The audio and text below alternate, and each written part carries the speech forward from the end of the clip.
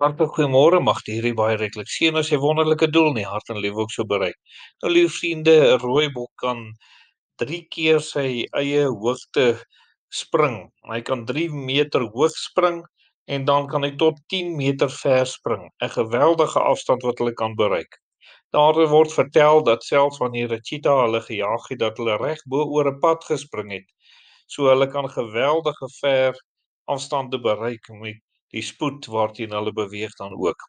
So liewe vriende, is dit sekerlik ook nodig vir ons om soms ook maar so bietjie, wil ek amper sê, benoude spronge te maak, en ons so het koning Josia ook op 'n stadium benoude sprong gemaak, en hy het dit gemaak toe hy die woord van die Here ontdek het.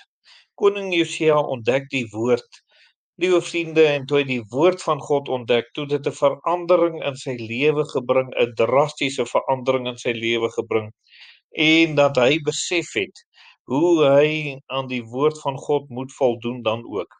Daarom is hierdie koning so besondere koning, behalwe dat hy jong koning geword het en die Here gedien het en nie in allerhande ander verkeerde paaie geloop het nie, sien ons ook hoe hy die woord van die Here hanteer toe hy daarmee in kontak gekom het. In 2 Konings 22 vers 11 lees ons: "En toe die koning die woorde van die wetboek hoor, het hy sy klere geskeur."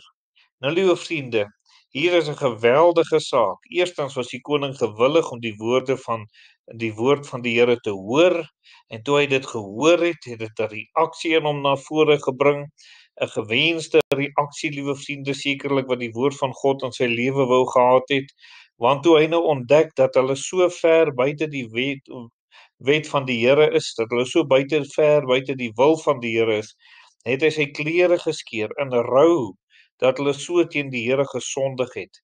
Dit maak hierdie koning besonderlik. Wat het gemaak dat hy die woord van die Here ontdek het?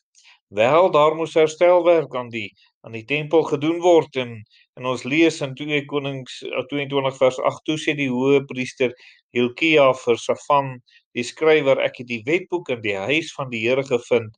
En Hilkia het die boek aan Safan gegee, en hy het dit gelees.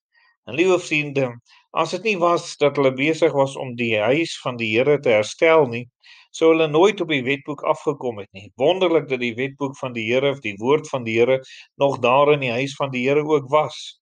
Daarom het dit die hoëpriester so geraak en die skrywer so geraak.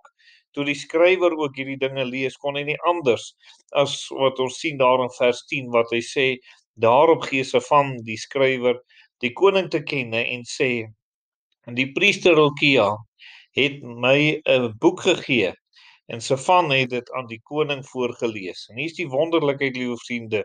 Hulle het dit nie probeer wegsteek nie, die een het nie die eer vir homself probeer neem nie, hulle het absoluut in die waarheid gehandel met die woord van die Here, en hulle het dit na die koning gebring en aan die koning voorgelees. Dit het die koning geweldig geraak, het ons nou gesien in vers 11, in so mate dat hy sy klere geskeur het in rou en as gevolg van hulle sonde, dat hulle so ver van die Here af is. U sien, liewe vriende, die woord van die Here oortuig voor dit inspireer. In Lukas 16 vers 31 vind ons amper 'n soortgelyke gedeelte. Daar staan: "Maar hy sê vir hom: As hulle na Moses en die profete nie luister nie, sal hulle nie oortuig word nie, al sou iemand ook uit die dode opstaan." Dis nou wat daar vir die ryk man gesê word terwyl hy smarte gely het in die vlam. En hy gevra het: "Jong, laat iemand uit die dode tog met sy broers gaan praat." En toe word dan doeteenvoudig gesê: "As hulle nie na die Bybel luister nie, sal na niks en niemand anders luister nie." Dis die krag van die woord van die Here. Josia het geluister na die woord van die Here, liewe vriende. Dis wat hom so besondere koning maak. Die vraag is dan vandag: hoe luister u na die woord van die Here? Wat se plek het die woord van God in u lewe? En mag die Here verheerlik word deur die optrede. Kom ons bid dan saam. Ons dierbare Here, baie dankie dat U vir ons goed is en lief is. Dankie vir die woord en dat ons dit ook in ons hande en ons huise kan hê. Amen.